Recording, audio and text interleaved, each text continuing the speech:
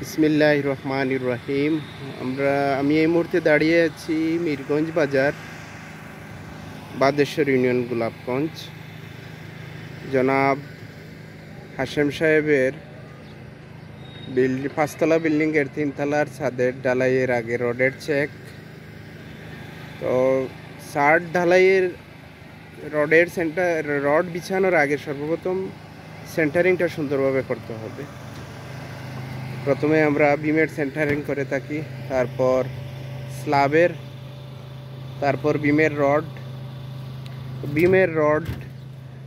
বিমের covering ensure করতে হবে। ল্যাপিংগুলো সঠিকভাবে তার যে নিয়ম অনুযায়ী আছে সে অনুযায়ী দিতে হবে। বলতে নিচে L/7 ল্যাপিংটা উপরে হলে হবে মধ্যখানে, আর নিচে হলে হবে বিমের 2 পাশে।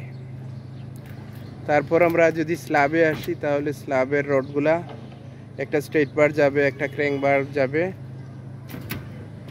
এবং রডের বাঁধনগুলো সঠিকভাবে দিতে হবে। রড BSRM লাগালাম, KSRM বা যে কোনো কোম্পানির রড আমরা দেই না কেন, রডের বাঁধনগুলো সঠিকভাবে দিতে হবে।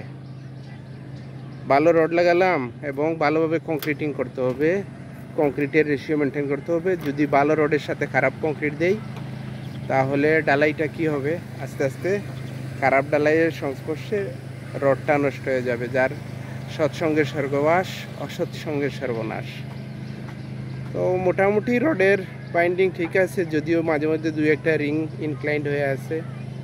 এগুলো আসলে এর বাদে প্রত্যেকটা কলামের গোড়ায় একটি করে রিং বাঁধতে হবে স্ল্যাবের উপরে, এবং রড যেসব জায়গায় ছোটো রড আছে সেগুলো ল্যাপিং দিতে হবে। সবাই ভালো থাকবেন। আসসালামু আলাইকুম।